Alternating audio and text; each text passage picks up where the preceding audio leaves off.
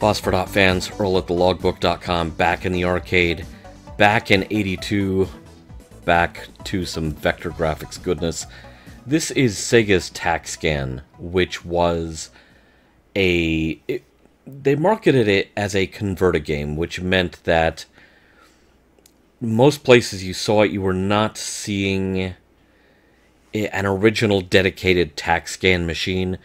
Converter game was designed to turn other machines into Sega machines. So if you had an Asteroids machine that was underperforming after being out on the floor for 3 years or so, you could get the converter game kit, swap out some boards, swap out some controls, and you've got a tac-scan machine. And as a bonus for Sega, this also meant that they were taking an Atari game out of circulation. So there's a lot going on with that way of doing business. Let's give it a shot.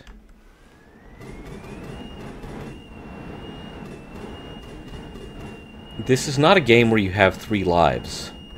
The ships you have, the ships you see at the bottom of the screen, those are the ships you have. If all of those get knocked out, game over.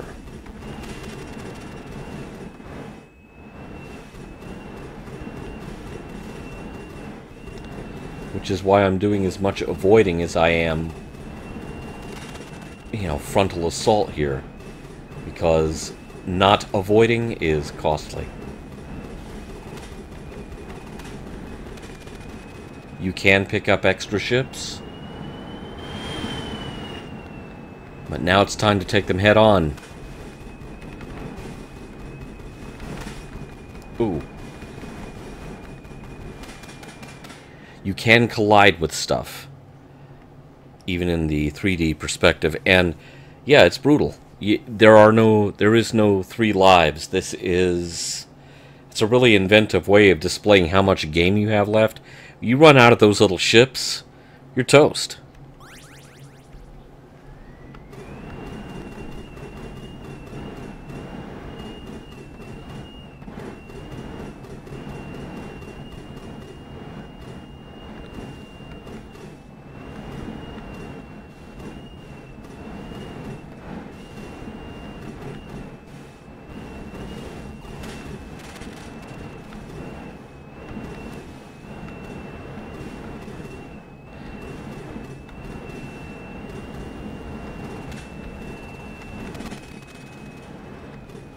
Yeah, I just picked up a ship and lost a ship simultaneously.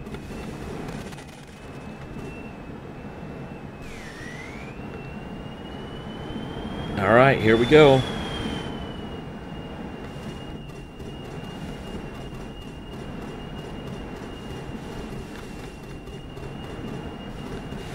The perspective shift is really unique to this game, and I remember back in the day, that really wowed me. I loved this game.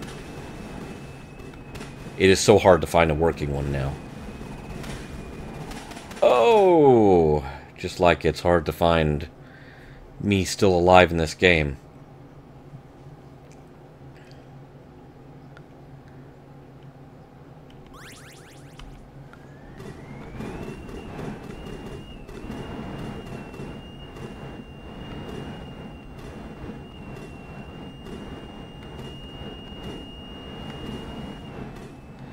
Try to establish a sort of regular cadence of firing with a little gap in between.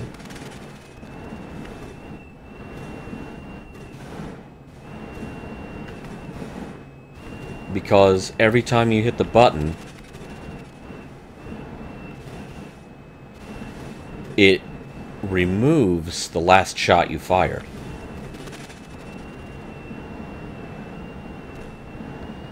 I've got my whole formation back.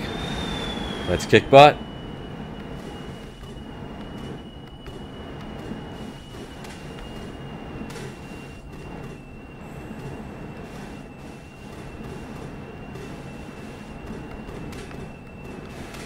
Oh. Oh!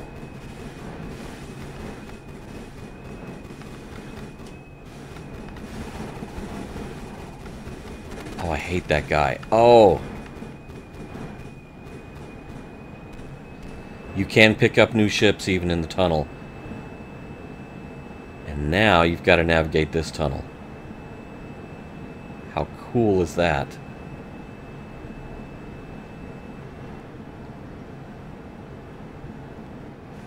And back into battle.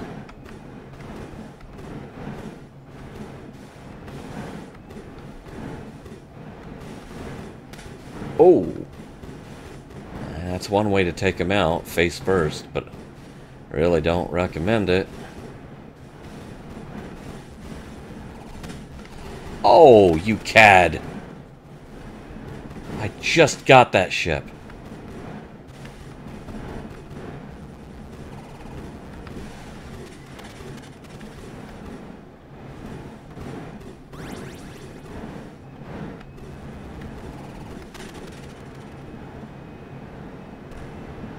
Alright, well,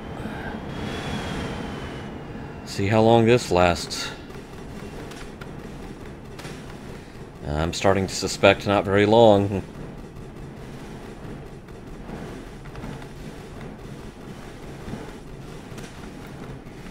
Oh. Oh. Did I make the high score table? Yes. Oh, this is really cool. This is really cool here. I think that Sega's vector games from this period were seriously underrated.